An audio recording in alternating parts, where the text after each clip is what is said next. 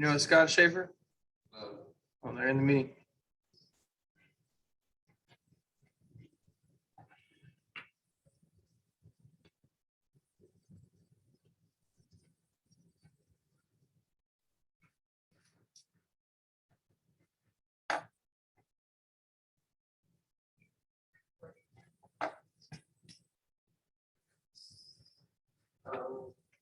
Keep your audio on. So you can hear the next speaker.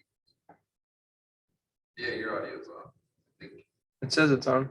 but I can't hear me through the. Okay.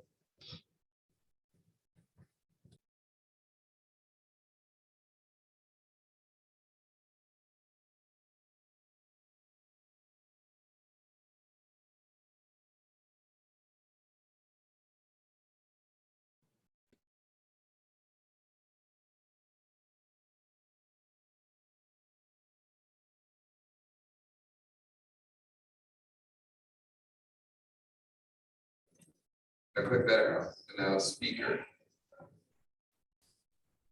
That one. Try it, and then I'll talk. Hello?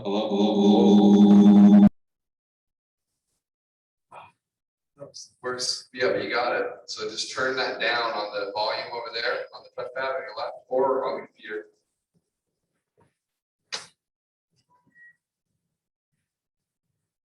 Now, actually, you mute up now. It's gonna hear me twice. Now.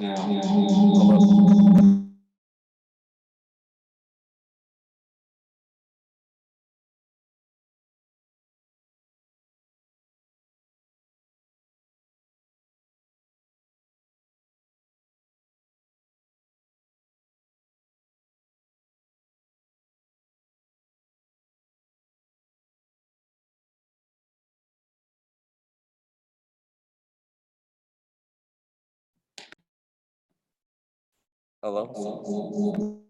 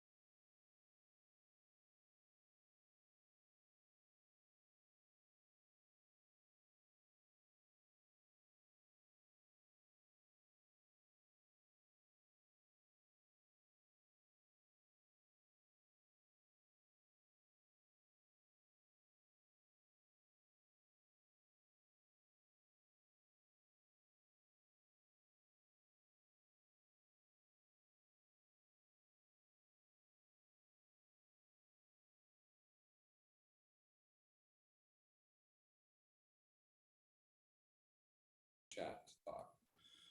So Scott or Guarav? Can't remember. It's all kind of run together there. Yes, Professor. I'm one of your students. How are you? Hello. Doing good. I just wanted to see if we got the audio coming over the speakers. So I might ask you to give me a little testing here. I'm going to change my audio settings. So hold on just a moment. Actually, I could do the test speaker too. couldn't I? Yeah, it's that top, it's that one. And then it was this one. That's the one up toward the top. Okay. Just see if it works out. All right. Give me a testing, if you would. Yep, sounds good. Okay, good. Yep. We heard you. Can you turn down a computer or do I think you need to turn it on down over there. All right, well, just hold tight, guys. We're just getting some of the logistics and then we have pizza coming. So it's going to be a little bit after, it'll be a little bit after 6 once we get started when people have arrived here and they're getting to enjoy some pizza here locally in Ottawa. And so feel free to get up and get your own food and drink and we'll get started. So after sometime a little after 6. Sounds good.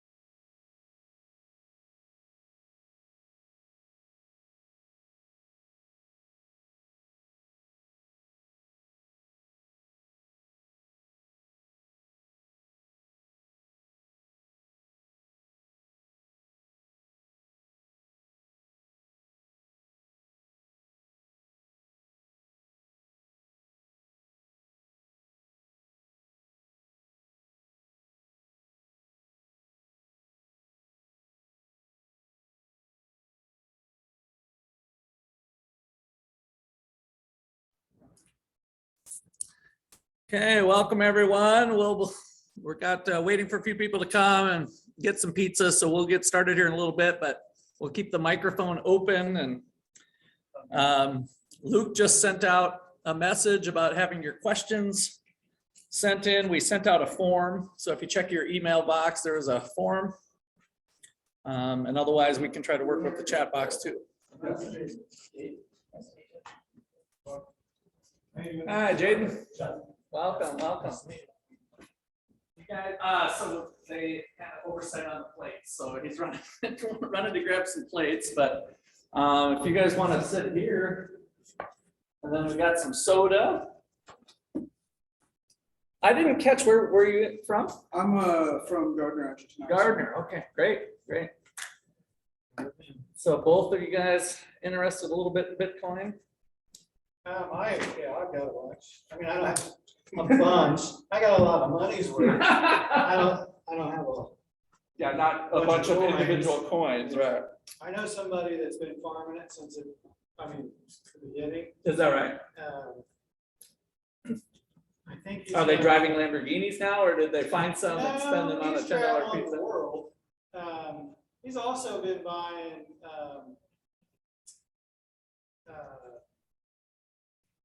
Tesla. Oh, yeah.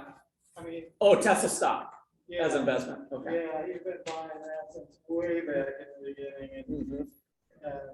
he usually comes up to me. And I don't see him very often. He's always like, Bitcoin, and I'm like, hey, how's it going? Yeah. We'll go Tesla. And I'm like, I never really knew what he was talking about. Yeah. And then everything blew up, and I was like, you're like a millionaire. He's like, oh yeah.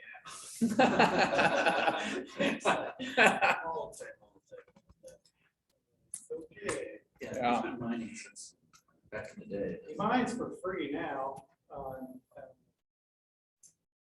like post-tax payer dollars. So Oh.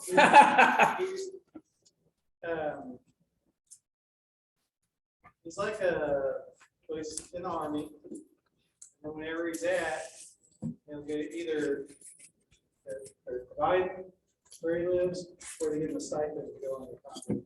And so he always gets a place for free. Wow. And then as soon as he finds it, he just all his cases.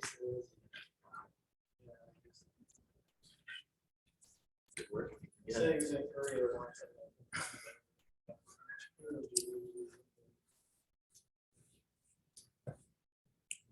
Well, we have a number of people joining us on Zoom as well. So Ottawa has campuses in Arizona and online.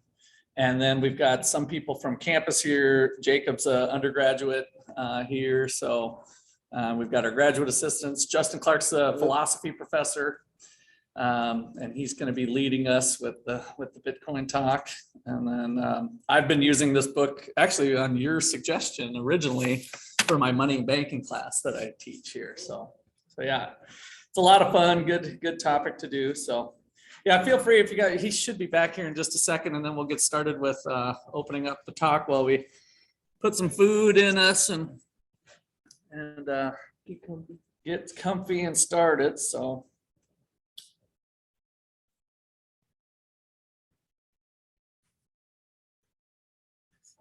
once we do get started, those of you on Zoom, I'd like you to have your camera set up. We'd like to see your face and be part almost as if you're here and zooming into Ottawa, Kansas. So I like to have cameras on for everybody unless you're having some technical difficulties. So maybe while we're waiting too, maybe we can go around. I see Irene, maybe if you want to unmute and tell us a little bit about yourself. My name is Irene Maria Lalita. I'm a software engineer at Sona Corporation, and I'm at Ottawa. I'm enrolled in a leadership course.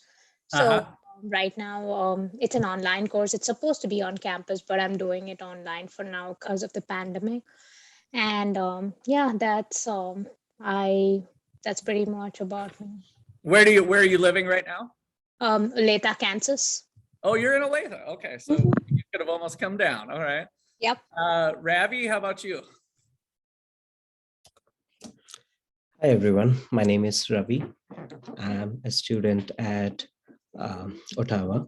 I'm pursuing EMBA from the Overland campus in Kansas.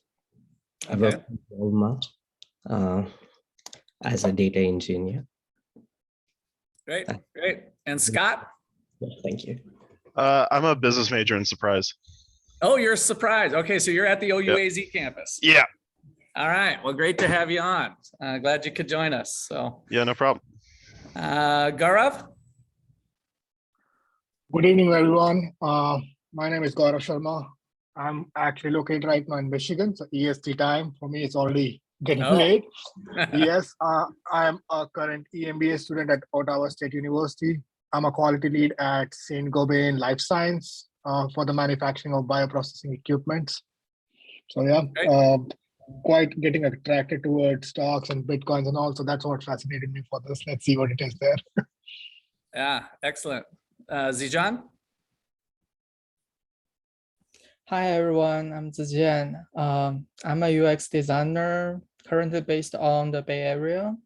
I'm also a student pursuing the EMBA program on the Phoenix campus.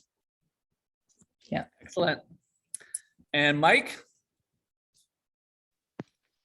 Everybody, I'm Mike Barnes. I am also in the MBA program, currently an engineering manager at Cerner, also here in Kansas City. Oh, okay. So you're local too. All right, great.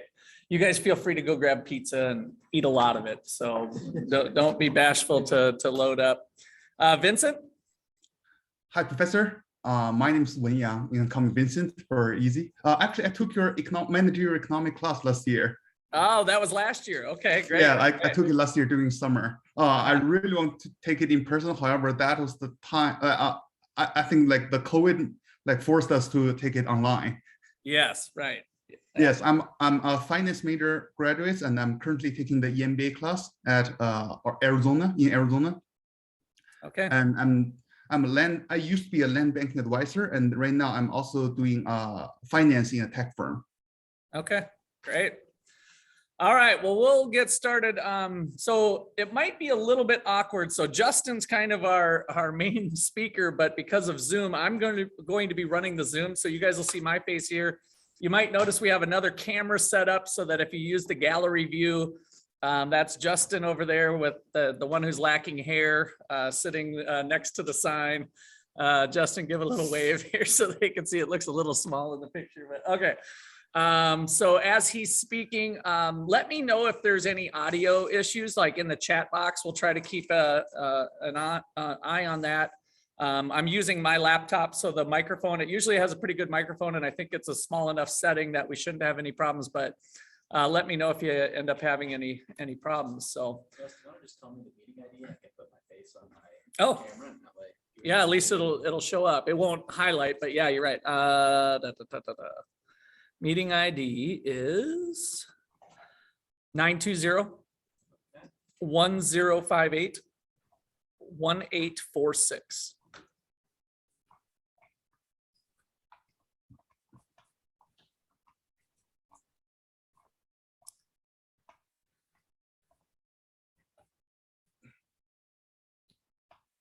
And hopefully we won't have a big audio shock here.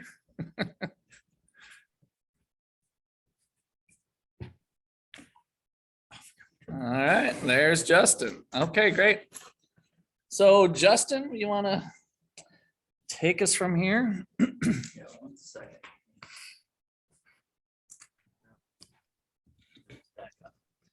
So we're going to be having 2 meetings, and we're going to be talking about Bitcoin and its origin, what we think about it from an economic standpoint, from a philosophical standpoint, and we're going to be using the book, The Bitcoin Standard by Seyfedin Amous. I don't know if anybody has read this book before or come across it before, but we have done a reading group with this book before, and I think it's a really interesting book to approach Bitcoin from, because it spends a lot of time getting into some monetary theory at the beginning, which provides a good backbone for the discussion of Bitcoin, which comes in the second half of the book. So with that, I will say that, in the first part in our discussion today, we're primarily going to be talking about chapters 1 through 8. And these chapters have to do with monetary theory, hard money, and the history of money and its relation to the banking system. And then in next week's meeting, we primarily talk about the way in which Bitcoin was designed that addresses some of these issues. That doesn't mean that we can't talk about any of those things today. It just means that the parts of the book that we're talking about today are of necessity concerned with the monetary background. So I know everybody is supposed to have read chapters 1 through 8 for today. And 7 actually. 1 through 7. Yes, yep, first half. That's actually around half of the book. I know it's numerically more than half, but the last 3 chapters, which are on Bitcoin proper, are a bit longer. And in particular, I actually think it's very easy to gloss or jump right over the prologue, but I'm going to spend a second talking about the prologue because you might not realize it, but that's probably the most you're going to hear about Bitcoin for the first couple chapters. So one of the things that's interesting in the prologue is Seyfedin talks about the origin of Bitcoin. So Bitcoin first appeared on the scene with a computer programmer, or an alias of one person or many people, we don't really know, but under the name of Satoshi Nakamoto. And they posted in late 2008 to a cypherpunk crypto anarchist posting board online saying that, I've actually developed this payment system which gets rid of trusted third parties. And this had been something that had been tried numerous times. There were things like eGold, and there were a bunch of failed systems that attempted to try to set up a system that was akin to cash, but could be used on the internet. One of the problems that always arose is something called the double spend problem, and we'll get into that probably a little bit more next week. But there was this message that he put up was very short. It says, I've developed a new electronic cash system that's fully peer-to-peer with no trusted third party. And then he posted the Bitcoin white paper, which you can still find, which outlined the workings of this system for anyone who cared to look at it. And so that was in late 2008. In early 2009, the actual system itself went live, and the first block of Bitcoin, what's generally called the Genesis block, was set in the blockchain, or that block was mined. And one of the things that's very interesting about the Genesis block is that there is a message in the Genesis block.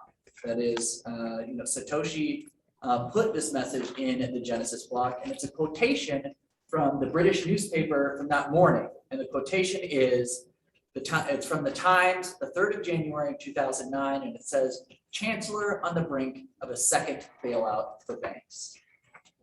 And I think that's important. And it's important for the same reason that Seyfedin spends so much time talking about monetary policy, which is there is an explicit, you could even call it a political philosophy, but definitely an economic and monetary policy that Bitcoin is built on.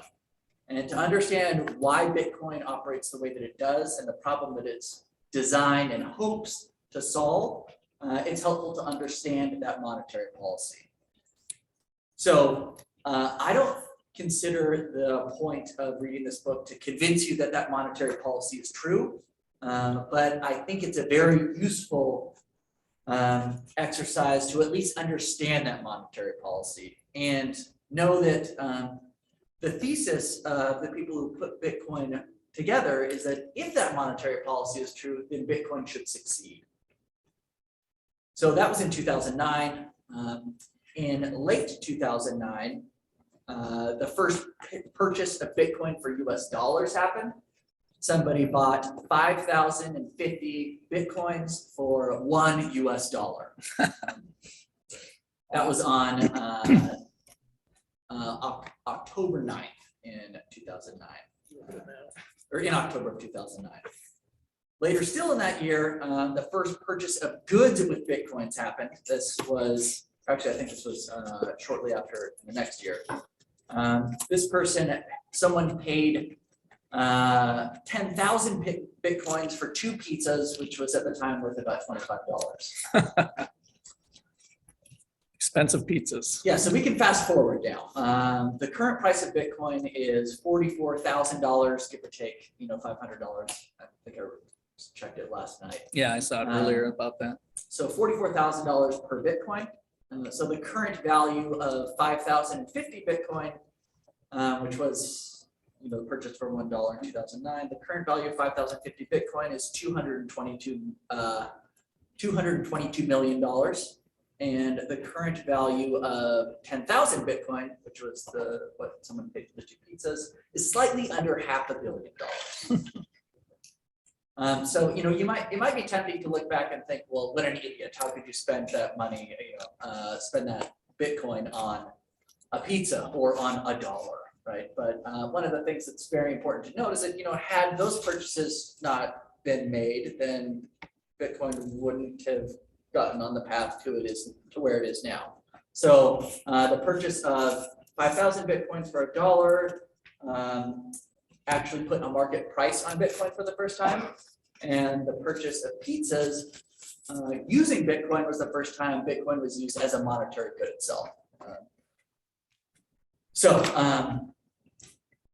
It's also worth noting that the last time Bitcoin went through a halving process, which again we'll get into next week, which is when the mining reward for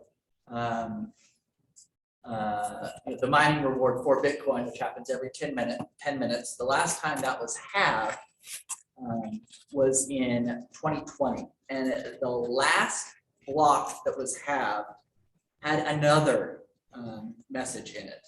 And that message was from the New York Times on the 9th of April, 2020. It said, with $2.3 trillion injection, the Fed's plan far exceeds the 2008 financial rescue. Which I think is nice because it just reaffirms that, hey, this currency is still opposed to fiat currency, and it does still have this monetary theory behind it, that it is supposed to be an alternative to a system where bailouts happen so easily. So that's my spiel on the prologue. Should we just get into chapter 1 and maybe talk about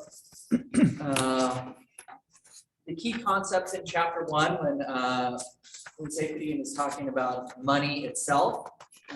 He gives some desiderata, or things that we would want out of any commodity that we would want to function as money. So these are things like salability over time, divisibility, and these depend on qualities that our monetary goods have to have in themselves to make them good or bad money. And so this is, I think, when we figure out, or when Safety first deploys the concept of hard money and contrasts it with easy money. So key concepts here are hard money, easy money, salability across time, salability across space.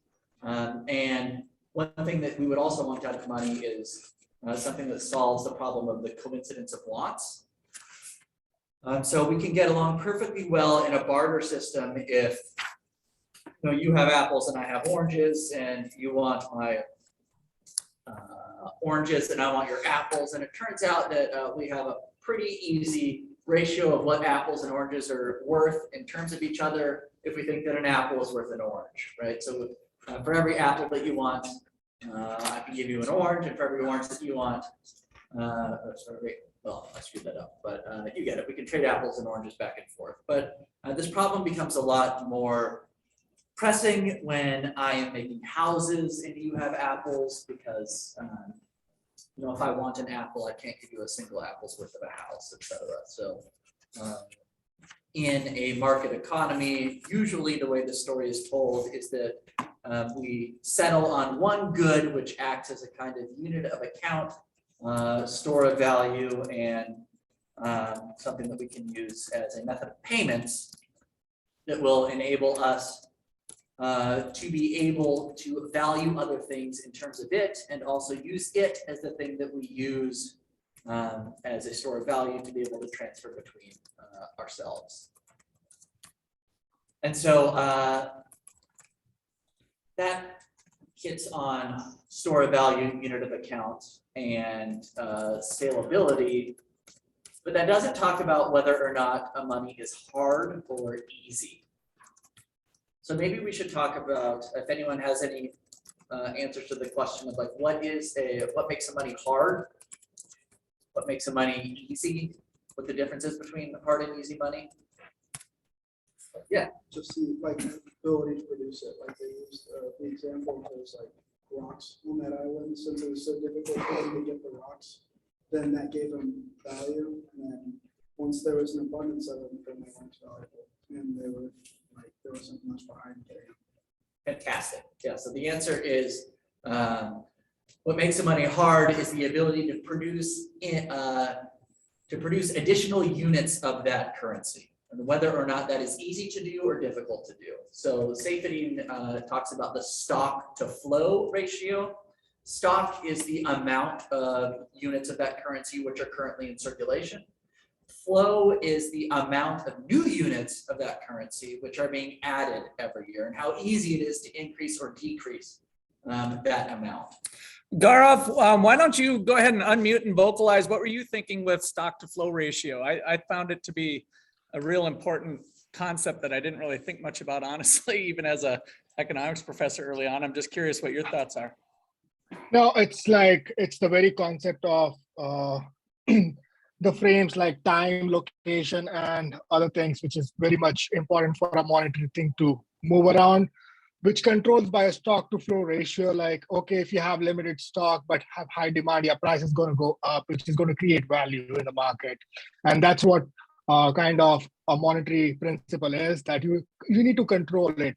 You just cannot keep producing more kind of money because it loses value, or like mode of exchange, I would say, mode of exchange of goods. So that's what my thought was about that. Yeah. Anybody else on chapters? Kind of 1 and 2 gets into primitive money. So again, if you raise your digital hand, I'll try to keep an eye on that. If you got a comment or question as we work through, we'll just try to keep things open. It's not always as easy on Zoom. So if I do that digital hand, I'll try to see, but it'd be great to have you guys vocalize things too. Of course, quick questions in the chat box are fine too. We'll try to keep it open and free flowing. I mean, to make the point very simple, you can imagine a proposal that we all just treat our promises as money, right? And I can write down, Justin bucks, and I can write promises and write them on as many notes as I want. And you can do the same thing. And then we can figure out how we are going to produce goods in this economy. And what's going to happen if everybody can print their own promissory bucks? They're not going to be valuable. They're not going to be worth it. Why? Yeah, why? Because I could just write it now. I mean, how do I know you're not overextended? Yeah. Part of it's the Not going to be, transparency, right? Yeah. Yeah, and there's actually no incentive for me to do any work, right? If I can get all my needs met by just writing notes for things that you produce, then I'm just going to keep writing these notes. But at the same time, you're going to be doing the same thing, right? So not only are they not going to be worth anything, but nobody's actually going to be producing anything.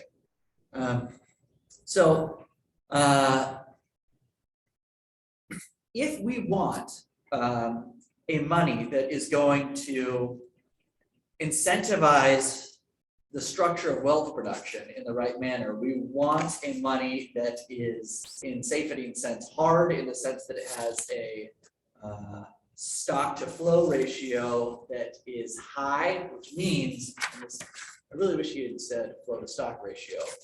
Yeah. But a stock to flow ratio that's high means that the stock is large and the amount of increase is always very, very small every year, right? So, and you would also want the increase in the amount of stock to not only be small, small is great, but predictably small is good too. Unpredictable is bad, and unpredictably bad is a disaster. Yeah, one way I like to do the stock flow is to think of a 1 unit change. If you're starting with $1 and you add one more dollar, that's like 100% change, right? So the flow was big relative to the stock. Whereas if you've got $100 and you add 1 unit change of $1, it's basically 1%. So when there's a larger stock, then that continual flow, if the flow is stable of 1 unit every year, every month, or whatever it is, then you've got this nice, stable, slow movement of the supply of money. Yeah, and then I think, and this is something that you mentioned a second ago when you were describing what makes money hard rather than easy, is you mentioned the stones that were used in chapter 2, right? Yeah, the rye stones. I think it's easy to look past this example, but Seyfried says the rye stones are most similar to actually the way the Bitcoin network operates. So not only are rye stones a great example of hard money until they weren't, right? But the way they operate actually is kind of like a blockchain. Remember that rye stones were large circular stones with holes in the middle of them that were very beautiful. When I memorized the name of the rye stones, I forgot the name of the people that used them. The Yap Islanders, right? In the Yap Islands, there was a fixed amount of rye stones. And the reason the amount of rye stones was fixed was because they were made out of, I believe, limestone. And there actually wasn't any limestone on the islands which used the rye stones as currency. So it was virtually impossible to get new rye stones to the island. So here we have an item that's used as a currency that can't be inflated, or the stock of which can't be increased very easily. Now, how did you come to own the rye stones? Do you remember this? I don't. Aiden, you got it? I know the ownership was public, but people would just exchange like services for the stones, and then they would let everyone know that it switched ownership. Exactly. You acquired rye stones by performing a service to gain money, just like you would today.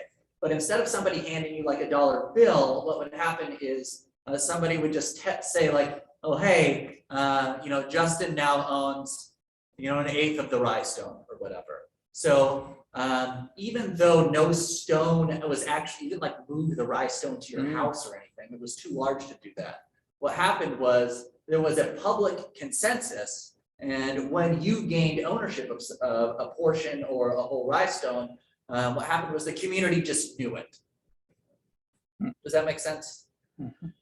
And so this is actually a kind of primitive version of something that will rear its head again when we discuss the way the blockchain operates. But it's important to note that rye stones were, at least for a time, uninflatable, and that the way you owned it, your portion of the rye stone, was by that it was publicly known that you were the owner of it. And the rye stone didn't change quantity then, correct? Like it was just one big stone and you got an eighth of it. So the quantity was fixed. There were bigger and smaller rye stones. Okay, But there weren't, new rye stones weren't being added. Right, that's what I mean. Yes. So it was fixed in supply. So that does tie back later to Bitcoin. Now I'm seeing that. I didn't see that before. Yeah. Yes. Okay. And in fact, this method of ownership and this monetary system worked very well for the Yap Islanders until Captain James Cook, I can't remember, landed. David O'Keefe, yeah. Captain David O'Keefe landed there and figured out, wait a minute, these people like rye stones, I can go sail to this other place and forge the stones and bring them over. And so he then inflated the rye stones, and then the currency didn't work anymore, right? But there's a whole monetary history in the success and the failure mode of the rhinestones for the islanders. Yeah. Now, in the West, we have never had rhinestones, but we have had harder and weaker or forms of money. And usually when people point to the hardest form of money that we've had in the West, it's been gold, right? Right. And we were on the gold standard for a long time. We're actually on a bunch of different metallic standards. There was a bimetallism standard for a while, but for the most part, most people, even when there were multiple metallurgical standards, the gold standard was the gold standard of metals. Gaurav has a question or Oh, comment. yes. So sorry to interrupt you. Yeah, you were mentioning the same thing. So just the way O'Keefe, the sailor who came and reduced the value of the Yalp stone, are the other competitors in the cryptocurrency market is the representation of that sailor? Because Bitcoin at some point of time was champion of this thing, but now you have different varieties of other type of cryptocurrencies. So is that we are moving in the same direction? That's a great question. I think to answer that, the problem with the rhinestones being inflated was that more rhinestones were actually imported. It is cryptographically and computationally at this point impossible to inflate the actual amount of Bitcoin. But your question is, could other cryptos play the same role that the increasing rhinestones have in diluting the value of Bitcoin, right? And I think the answer to that, the honest answer has to be, well, possibly, right? It's certainly conceptually possible. If you are a kind of Bitcoin maximalist, which cards on the table, I am, right? You would answer something like, if that were going to happen, I think we would have expected it to happen by now. And there are reasons in terms of Schelling points, which is an economic or a game theory concept, which is you are trying to guess what another person is also going to guess, or to arrive at a place that you think other people are also going to arrive, where Bitcoin has the largest market share of crypto and has had it for such a long time. And it is so much more cryptographically secure than almost all of the other cryptocurrencies available. I think this, second place is probably Ether. We can have a talk about Ether's currencies and scheduling policy. It isn't hard capped in the way that Bitcoin is.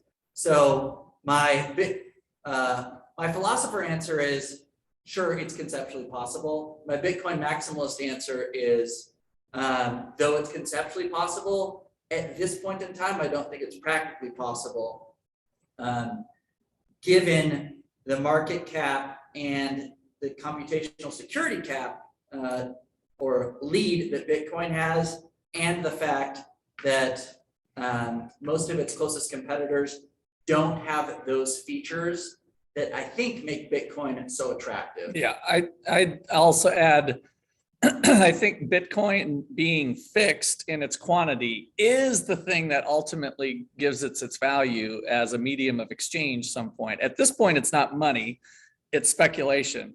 But as people learn it, that is what's giving it its value.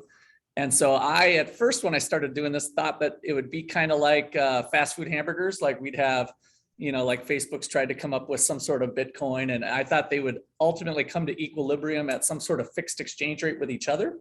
But I no longer really believe that because I think the value of it comes in that form. If there's another currency that proves itself to be as bomb-proof as Bitcoin appears to be with the quantity, then if people are willing to now start accepting that Bitcoin for that reason. There could be like some sub markets or something, but it won't eliminate Bitcoin is what I'm kind of thinking with it. But anyway, that'll be kind of continuing for sure into next week as we explore all these topics. And so any other comments or questions there? Oh, somebody else? Oh, yeah, Vincent. Hi, Professor. So I got, to be honest, I'm a strong dissenter of Bitcoin. So I don't believe in Bitcoin. So that's why I come here to like listen to views from economic professors. So I hopefully you can change my mind. However, to do that, I do have questions from 3 different perspectives. So first, for my first question, I think currency is the greatest invention of mankind, because it really allowed us to use one type of intermediary to exchange for goods. And to ensure I have the right to use the currency to exchange for goods, basically my right is protected by the government. Let's say if I go to Walmart and then I want to buy a bottle of water and take out $1, and if Walmart refuses to take it, that's illegal. But if I take out $1 worth of Bitcoin, Walmart can fully reject to take it. So in this case, from economic terms, if this currency is not protected by the government, how can I get the confidence to obtain Bitcoin for majority of my wealth? That's my first question. Yeah, so let me comment a couple things on the whether it's the greatest, or I think of it as just being a natural extension of humanity, right? We strive to make ourselves better off. To do that, we need to trade with each other. Mm-hmm. And so as a function of convenience, we naturally develop things as money. And then as these chapters went through, some things actually work to serve that purpose and some things don't. So seashells turned out to be pretty lousy. And so I like the way the author goes through a series of things that turn out not to work because they can be debased or devalued. And it's really the government screwing it up, Vincent, in that case, right? It's the government who messes it up. And so one of the greatest values Bitcoin brings to the table is that the government doesn't need to be involved with it. And so those people, in an effort to make both parties better off, will naturally choose Bitcoin to be used as a medium of exchange because they have confidence that a government, like has happened over 4,000 years of history, won't come in and screw it up. Now, what are your thoughts there, Justin? My thought is that I think you can't start the conversation about currency with a exchange at Walmart, because like Russ, I think that currency actually develops in a market prior to the state. And what has happened historically with almost every currency is that, those notes that you are exchanging at Walmart for a bottle of water, those started out as guarantees by the government to be redeemable for the commodity that the market had actually previously settled on as being the unit of exchange, which was gold. Now, what happens is that governments started issuing promissory notes saying that they could, these things were redeemable for gold. And then they did this kind of bait and switch where they stopped redeeming the notes and said, by force of law, we are going to require you to exchange in this commodity, which, by the way, we can create at will. Now, the economic theory behind Bitcoin, or at least the one that Seyfedin is pushing, which is the Austrian theory of the business cycle, says that once that happens, what you should expect is inflation and inflationary procedures that will result in economic boom and bust cycles as economies make malinvestments. So whether or not this theory is correct, I think you should judge based on a historical look at what has happened since the governments have taken or closed the gold window, these kinds of things, and seen whether or not these promissory notes have kept their value or lost their value. And the last year or so is pretty good, interesting evidence here of recent. So yeah, so I think that when you say that governments are what grant currency its greatest invention ever status, I would push back on that and say I think governments actually kind of see something that works and then say, actually, we did that. And then they substitute their own creation for the thing that actually works. And it turns out that their creation doesn't work in the long run. Yeah. And Vincent, did you have another second thing to cover? Of course, I do have, because I have questions from 3 different perspectives. So my second perspective is from the technology perspective. So one of the features for Bitcoin is people would say it's safe because it uses the blockchain technology. For Bitcoin, it uses the hash algorithm. Basically, people's graphic card needs to calculate 2 to the 72th power. And then after doing that complex calculation, the system will reward people the Bitcoin. However, actually, there is a Chinese firm called Huawei. I'm pretty sure you guys heard about it. Mm-hmm. So they proved the blockchain technology is not safe. So what they did is they built a supercomputer, and then they targeted a local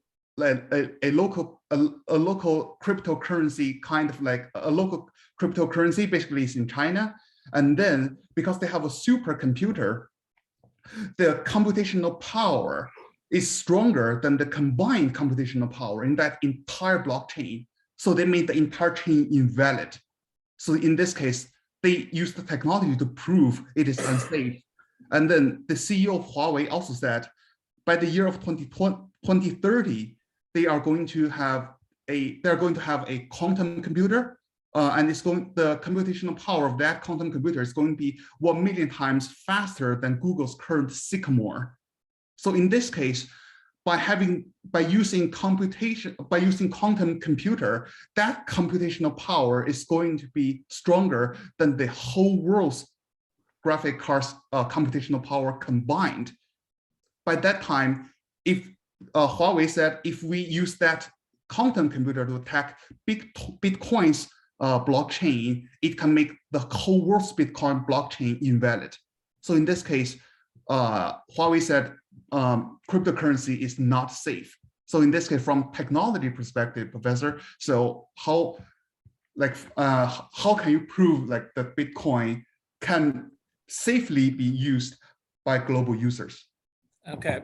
Well, I'm going to let Justin take the first stab at this. I have some thoughts, but I'd like you to share in the chat your sources of that, because I don't think it's true.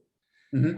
The way Bitcoin is processed, I don't think it's made any of them invalid. There's been some cases of things being overturned, but Justin, maybe you can speak more to that. Well, what you're saying is that, and correct me if I'm wrong here, that Huawei used their computational power to overwhelm the blockchain of a local cryptocurrency. Yeah, to prove that it's unsafe. To prove that the local cryptocurrency could be overwhelmed, right? Yeah.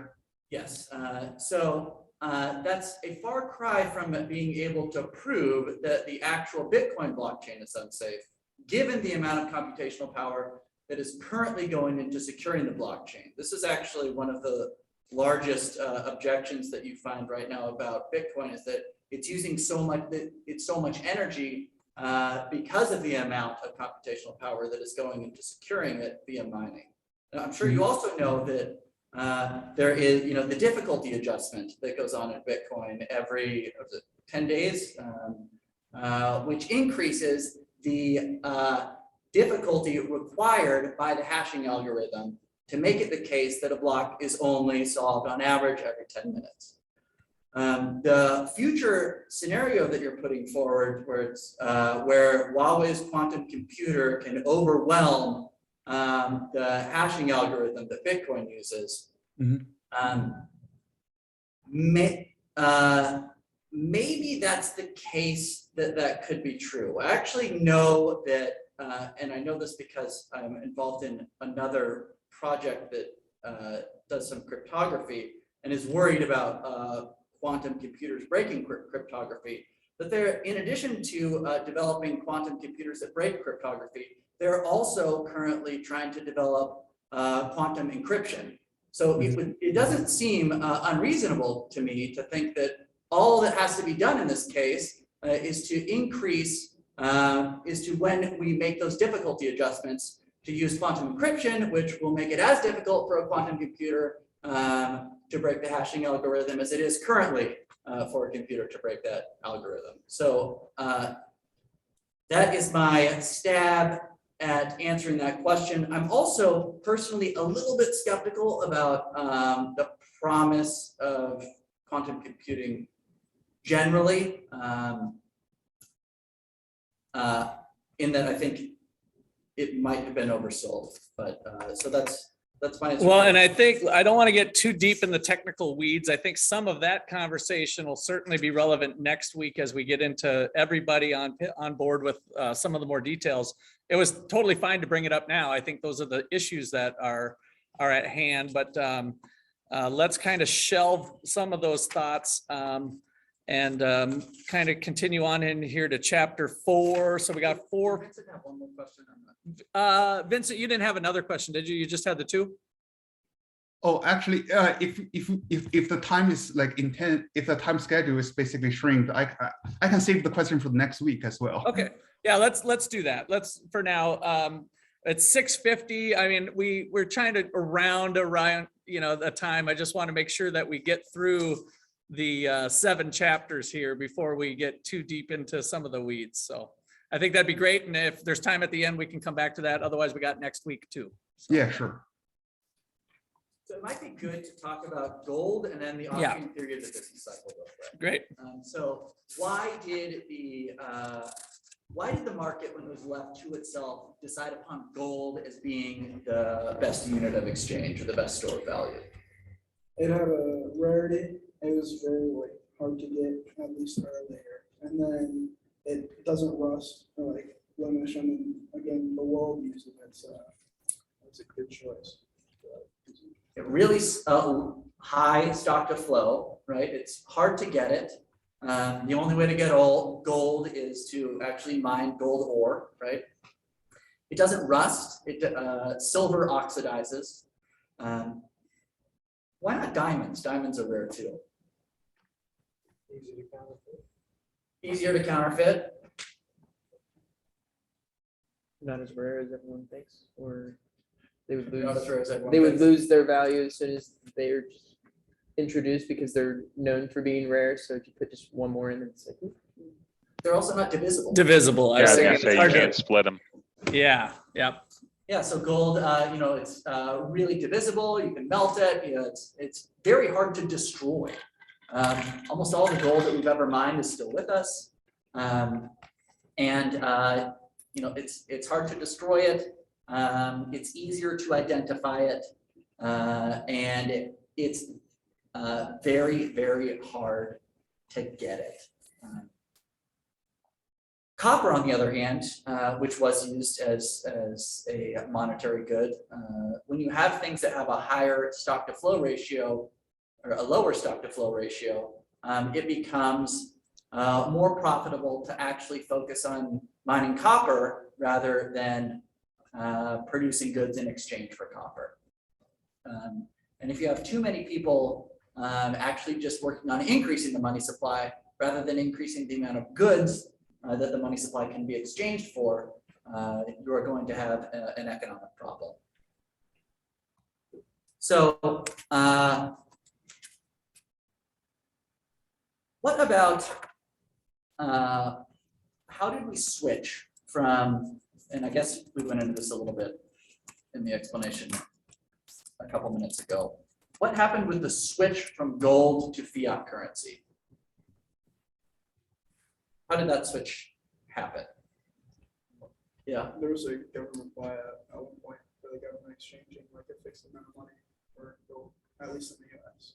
Yeah, so it started out that you could get a note that would be redeemable for gold. And there was a point in the United States history where they made private gold ownership illegal, and you could sell it. You had to turn in your gold, $4. And then at a later point, the gold window was closed, in which case you were no longer able to redeem. Well, this actually had to do with foreign countries being able to redeem US dollars for gold. So that's how the kind of switch happens, where the government notes start out being redeemable for gold, being redeemable for this hard currency. And when notes are redeemable for this hard currency, that places a cap on the amount of notes that can be issued. If you fear that too many notes have been issued, you could always try to redeem your notes for that commodity in question.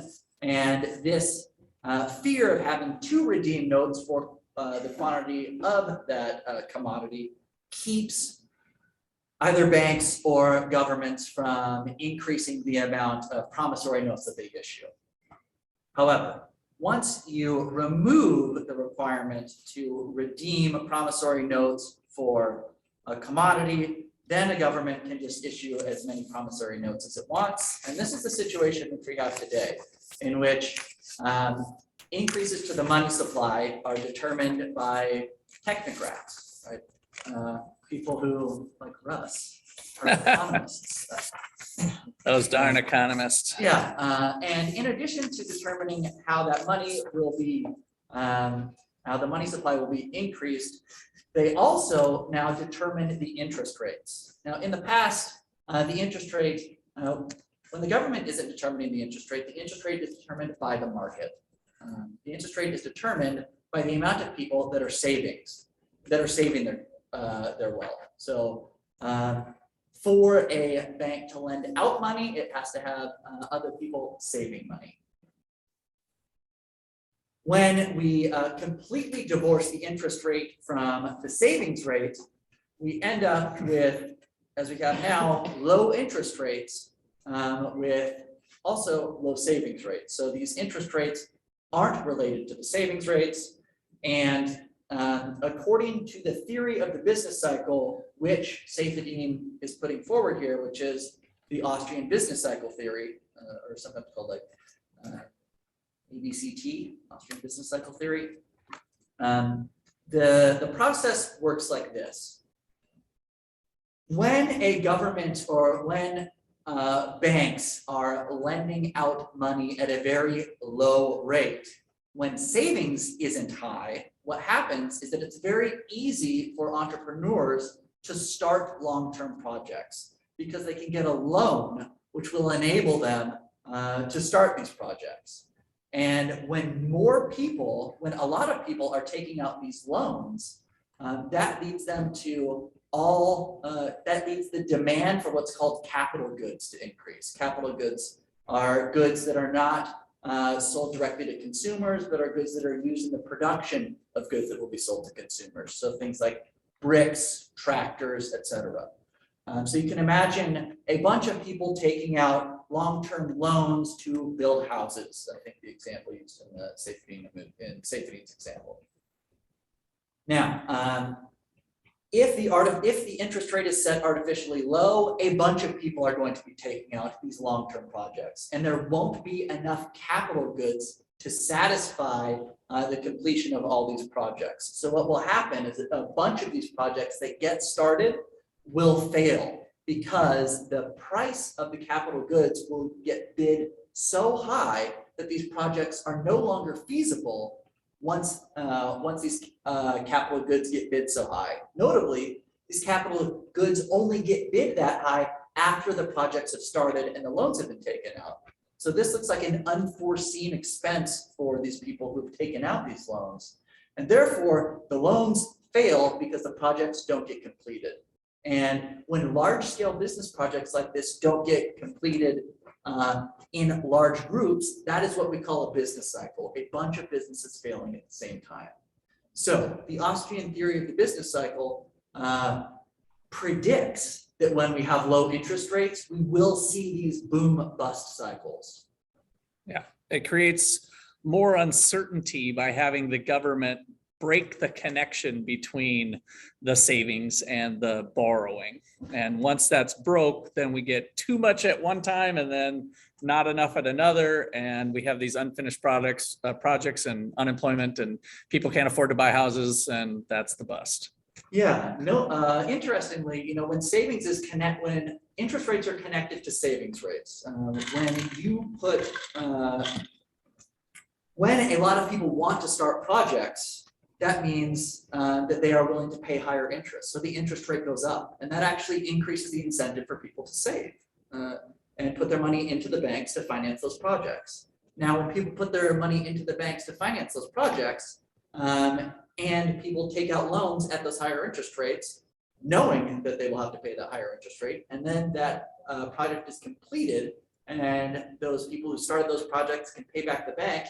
Now the bank actually can pay back the people who saved. They can pay that back with interest, and now both the lender and the lendee has a project that's completed, and the person who is saving the money now has more money that they can actually spend on the completed project. Yeah. So it really results in this kind of coincidence of times of want that you don't get when savings aren't connected to interest. Yeah, rates. one way to think about it that I never really thought about before is the government's not a buyer of those finished houses, but yet they can print off money to get the project started.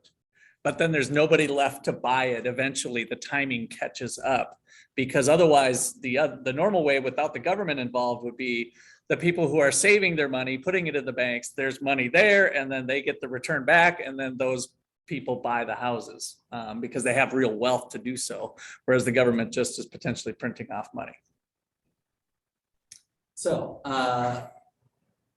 the other thing that Safety says is that when the government is in control of printing the money, it is just far too easy and far too attractive for them not to do it. And this is a little bit on the chapter 5, right? The money and time preference a little bit with. This is government money. And still in the government money. Okay. I was going to say we kind of, Yeah. those kind of relate to each other with the This time one, preference. push through what I think are the Okay. Yeah, go for it. yeah, and feel free to jump in. Yeah. Can I ask a question? Yes. Okay.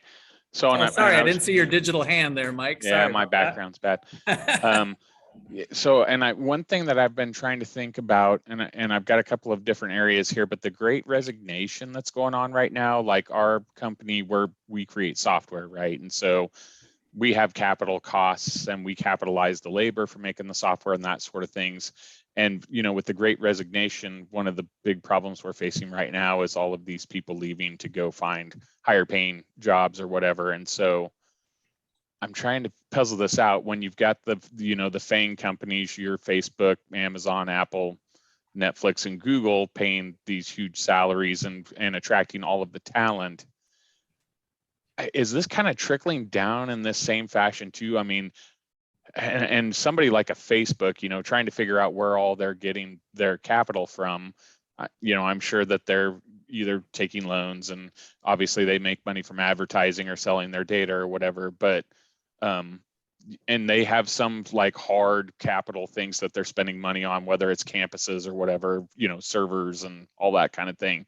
But as far as the great resignation, I mean, this is a huge, super disruptive thing going on that feels kind of unprecedented, and it almost feels like what we're saying here about this kind of free money concept I would think has to somehow behind the scenes be fueling this too. So, I mean, are these companies going to the government and getting these super low interest rate financing and just turning around and sucking up all the talent with it?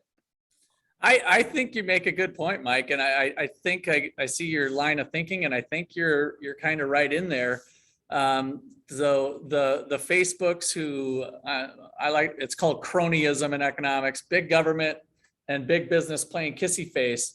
Well, if you're the first one to get the government handout when the government is printing out money and you're the first one to get dibs on it, then it does allow you to maybe pay higher than normal wages, just the things that you were just describing. But then at the end of the day, it was kind of fake money, and you're the one who's laying off those workers when it doesn't work out. But it did work out in the short run. So I think in terms of you thinking about the timing things with some of the FANG companies and maybe what's going on. You know your world better than I. It sounds very plausible what you're talking about.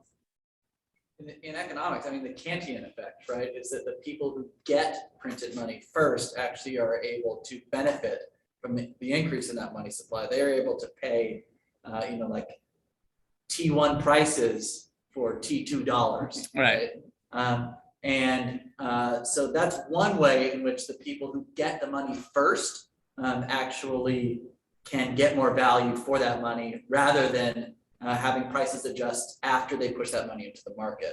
And the second thing, though, which I also think you were getting at, Mike, and Russ was getting at this too, is that when you have the state creating and distributing money like this, it's actually of benefit to the largest firms possible, because you can, you can absorb costs better, and you can actually also get be first in line for that money when it comes time to get those big loans. We saw who got loans both in 2008 and in 2019, and it's corporations that are too big to fail. Mm-hmm.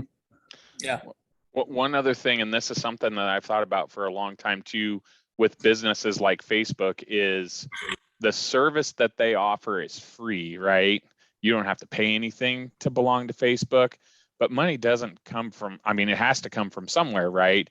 And the only thing that I can think of is they charge for advertising, or they, other companies buy data from them. Well, those companies have to get the money from somewhere. Where are they getting the money from? They turn around and they're charging the people that buy their products and services. They're basically rolling that into the cost of those products and services. And, I have all these relatives. They're like, oh, I refuse to be on Facebook. I'm like, you might as well be on it, because you're paying for it, even if you don't realize it, because everything you buy every day, you're paying a Facebook tax on everything you do. And so I don't think people talk about that enough and realize that, oh yeah, it's a free service. It's not free. You are the product on Facebook, right? Facebook, yes, 100%. Right.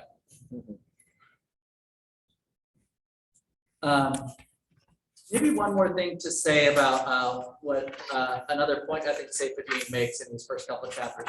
I'm actually going to say some things that I think Seyfedin might be overplaying his hand on here too. But the other thing that he talks about is the effect that government money can have on war. And he talks about the different ways that wars were fought on the gold standard versus the ways wars are fought when the government is in control of the money supply.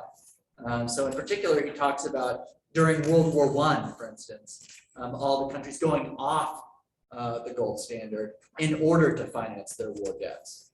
And the 20th century, if you look back, was the bloodiest century in terms of warfare.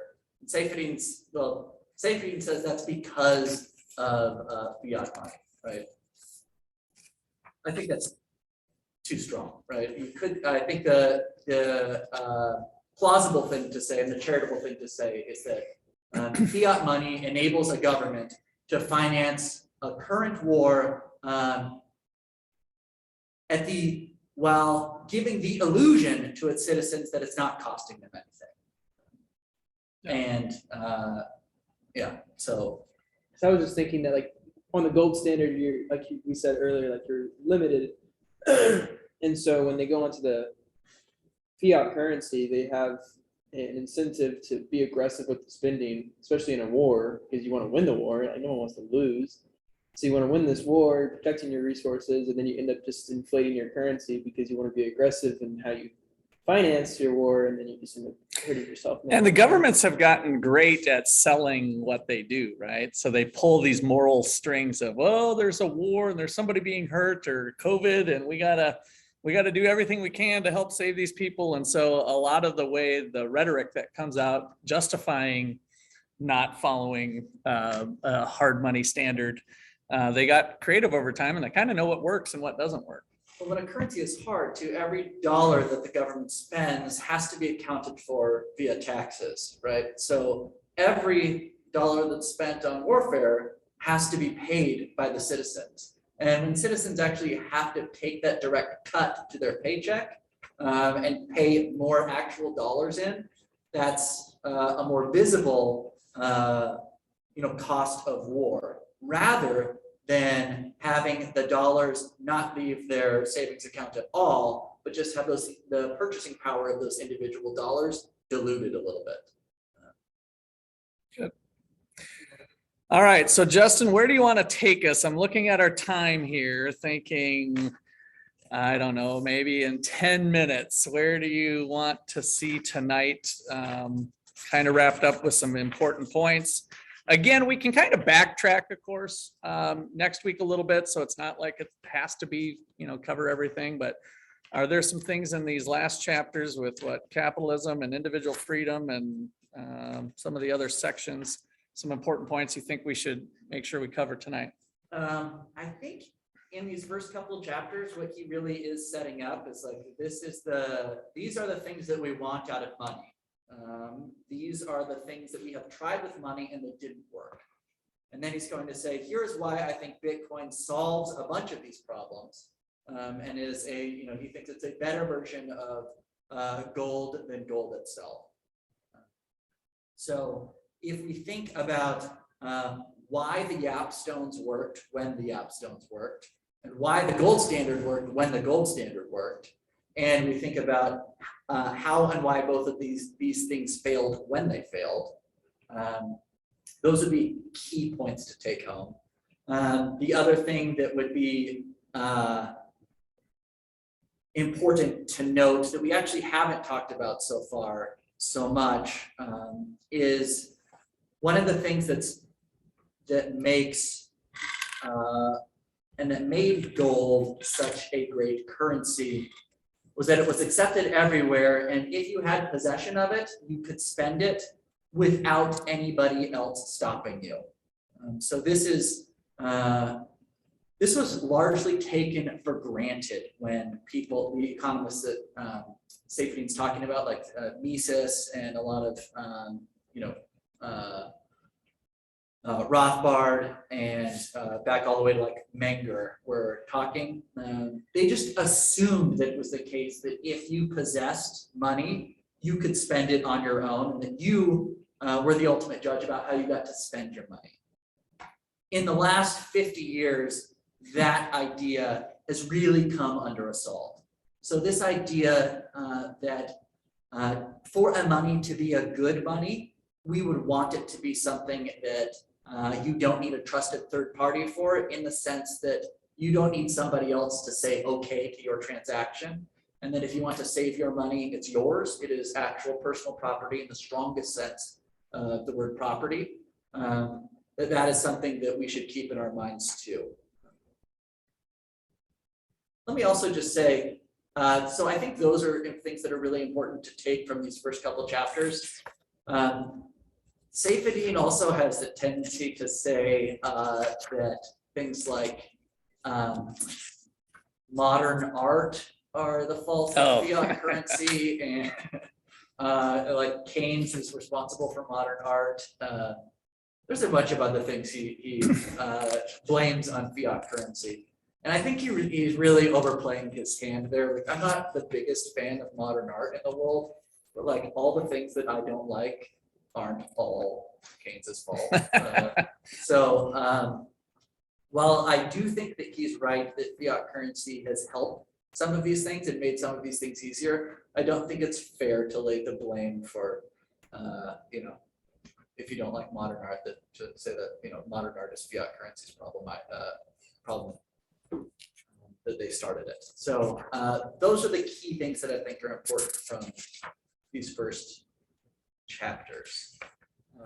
So, Justin, I mean, it's not, I'm just going to make a comment that things like Bitcoin, any kind of crypto, what we are trying to talk about and what we are trying to understand from all this discussion was like, these are tech savvy things. And I think government are not so good with that.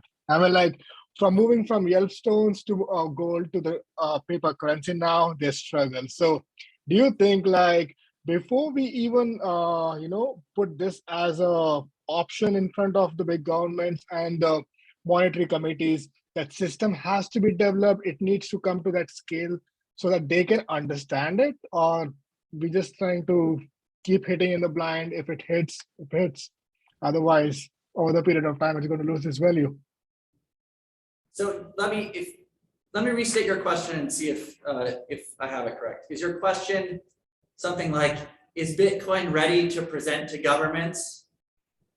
Or should we wait and see if it's, we wait till the system, we want to make the system, make sure it's mature enough to present to governments? Is that the question?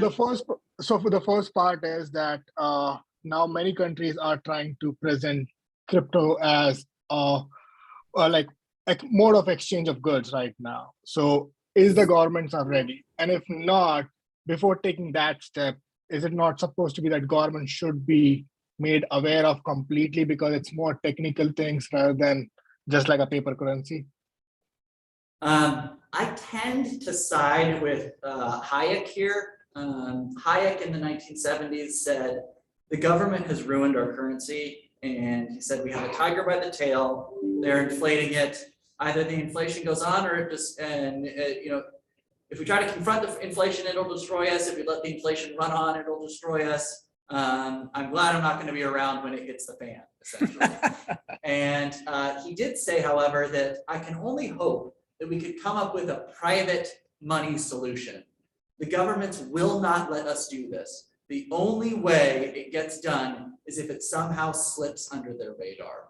And so I like to think that the last 10 years, 12 years have been governments ridiculing, dismissing, ignoring, ridiculing, and now kind of starting to fight in some cases, Bitcoin or crypto. I mean, just yesterday, like Canada decided that they wanted to try to monitor crypto under their terrorism laws. I think that Bitcoin is a very technically robust system now, and I am glad that it reached this current level of computational security and robustness. And I'm glad that it did that before government started attacking it, because I do think that governments will attack it and they won't give up the keys to the printing press very easily. No. But I think that when you have a system like this that enables people to save at least some of their wealth in a system that isn't inflationary, it creates a very interesting game theoretic scenario for these governments. And, you know, I always say I'm a crazy person, right? But that I think that it's going to play out in Bitcoin's favor. And I think that the faster governments accept that Bitcoin is not going away and just come to terms with it, the governments that do that the quickest will be the ones that benefit the most from it.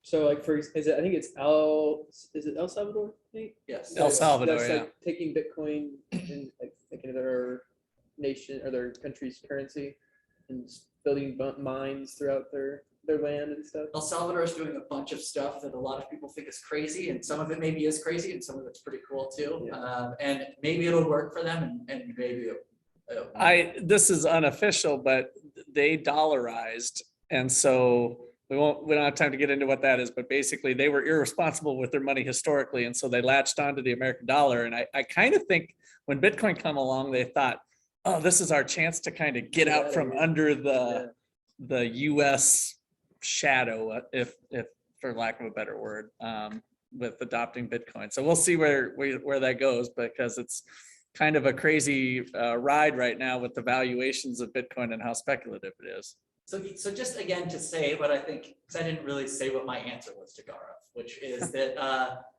no, I don't think we need to wait further to like propose this to governments. I think that I think we just make Bitcoin work and make governments deal with it. Yeah, it's possible to kind of address Zijan. You said I feel the decentralized Bitcoin is kind of fundamentally conflicts with government. Absolutely, baby. That's exactly what is spot on about it. And it's going to happen whether they do. If they do make it illegal, I guess like China and some other places, they just turn innocent people into criminals overnight. You know, it's kind of similar to when prohibition was passed in the United States and they made alcohol illegal. Well, they just turned us into criminals. It didn't quit us. It didn't keep us from drinking. Right. And so what's going to happen with Bitcoin is if it does become illegal, because of the nature of the technology, transactions are still going to go on. Right, but don't you have now the brokers policing the public instead of the government? Let you answer that. In terms of the brokers, there's still no third party required, but it's for ease of use, there can be third party like Coinbase or something. Or because at this stage in the game, most new entries are using a third party. Yeah. Right? And you have the government guessing. currently putting pressure on the third parties to reveal the transactions. Yes, at least the initial acquisition transaction, right? Once you get Bitcoin from Coinbase, you can just transfer it to your own personal wallet, and then you could even put it through like a coin mixer or something, where it's essentially very, very difficult for anyone to trace. So what the government can do is get a record. If you go through one of these centralized services to acquire Bitcoin, they can get a record of how much you acquired and when you acquired it. But you don't have to keep your money on Coinbase. I mean, but you shouldn't, right? For security reasons. Get it out as soon as possible. But once you put that into your own, if you have like a hardware wallet or something like that, then it's though Coinbase has to know who you are. When you buy a hardware wallet, you don't have to register that or anything. So you're 2 steps away. You do have to go through a third party right now if you want to use the easiest method of acquiring Bitcoin. What I'm getting at is the concept of the government. It is a decentralized monetary system, except should we present it to the government? At some point, yes, but why? They're already coming after it to get a piece of it. Like you said. I agree. They've been already they taxing come in later and countries. say, no, actually, we made this up, right? Yeah, there are countries like where cryptos are being taxed, but they are not legalized. You cannot use for the transition, but yeah, we're going to take out of money from your pocket if you're running from it. So let me also just say, like, I think it's, I don't want to say that, crypto is, or Bitcoin is like, if we have Bitcoin, then the government goes down or something like that, right? Right. All that Bitcoin does, supposing that Bitcoin succeeds to my wildest dreams, all that it does is it actually keeps government accounting honest. It has the same function that a real gold standard would have on government expenditures. Governments can still tax, they can still do all those other kinds of things. It makes it slightly more difficult for them to tax if Bitcoin succeeds, to my wildest dreams. But governments can still tax, but what they can't do is inflate the money supply at their own will. Yeah. So, and I'd also comment, people are going to get more and more innovative at making Bitcoin easier to keep out of the government hands, the more oppressive the government gets. So we will start to become more, or people will invent different ways, wallets, different ways to transact and be able to exchange. I think that'll all become less expensive and more innovative over time in response to governments becoming more oppressive about it, would be my guess. Like a kind of like bootlegging. Yeah, exactly. Getting more and more clever at how to make our moonshine and how to sell it and distribute it. And yes, I think you're right. Okay. Any other thoughts here as we wrap up? I don't know if I have any other thoughts, but I think we've covered most of the points that I think are important from the first 7 chapters. I don't know if there's any questions. Now would be a good time, or any last lingering questions? And then, of course, next week, starting with chapter 8, that'll get more into a little more technical side of Bitcoin, and we've dabbled in that today too, which is great, to hopefully kind of round out our understanding of it. I'm certainly no expert, by the way. I learn each time. Justin's a good couple steps ahead of me easily, and so I learn each time I hear him, because he continues to learn about it too, and things change. So, any questions or comments? It's a great discussion. Good to learn. I had never been to such kind of discussions before, but yeah, I was always curious to know like what are these talks, what people talk actually. So I think it's a regular talk which we do on day-to-day basis, but we talk about dollars, rupees, and all. But right now we're getting into more tech savvy currency right now. So it's good to learn. Thank you. Yeah. You're welcome. Yeah. I think that's the thing people say is like, oh, they're just gonna make more of them or whatever, like, why should I trust Bitcoin? But as the public understanding of why it's bomb-proof and why it's fixed, that just is going to continue to have it increase in usage and trust. I think the trust value will continue to build over time. Okay, anything else? All right, well, keep your eyes out on your email. You Zoom people will be communicating with some page things. We'll have, oh, I'm sorry, Ravi, go ahead. So I'm new to Bitcoin. I'm actually getting exposed to it through this book. It's a good opportunity for me. Thanks a lot for organizing this. So from what I understood, when the author was trying to define what is a hard money, okay, we were focusing on the aspects of capturing value, but the factors such as accountability, those are not captured. So just the point, like diamonds, why cannot diamond be hard? Some people, a subset of people, they can use diamonds to make transactions, and several transactions, people who agree on to it, they make transactions in diamonds as well. So the aspects of accountability, tracing the transactions, those were not discussed when talking about money. So are they not required?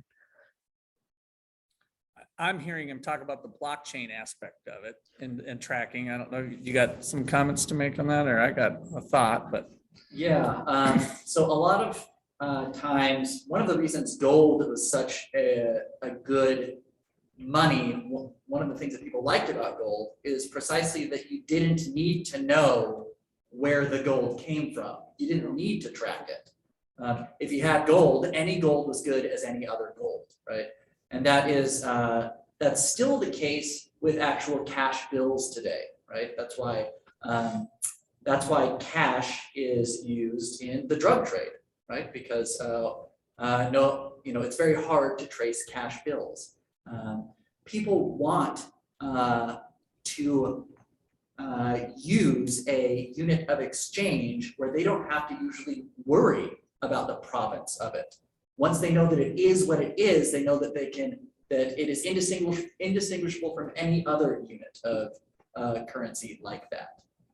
So that is usually something that consumers want and exchangers want in a currency. One of the charges that's often leveled against Bitcoin is that, well, people use it, it's used in the drug trade or whatever. Well, yeah, so is cash, right? For some of those same reasons.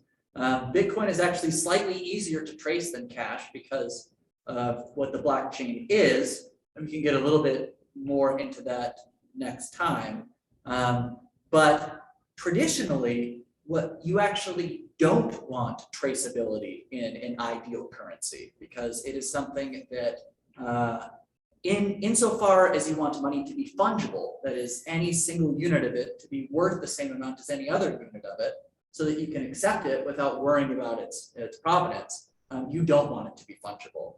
It is only a government that wants the ability to trace the money, right? And so that aspect has arisen later. So that's, I think, why it's not included in Safety's list of things that he wants out of a currency. And you might disagree with him on that, but that's why, I think. Yeah, good. I don't think I have anything to add to that. And we'll get into more of the accountability and blockchain aspect next week, so. Okay, good. Anything else?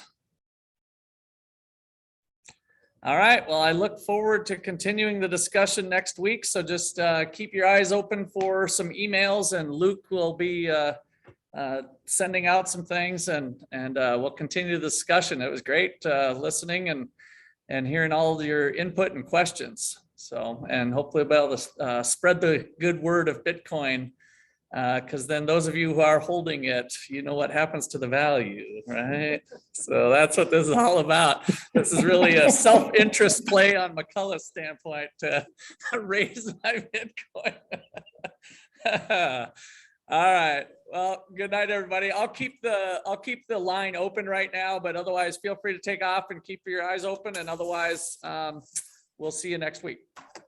Thank you, everyone. Thank Have a you. good night. Thank you. Thanks for sharing. Bye.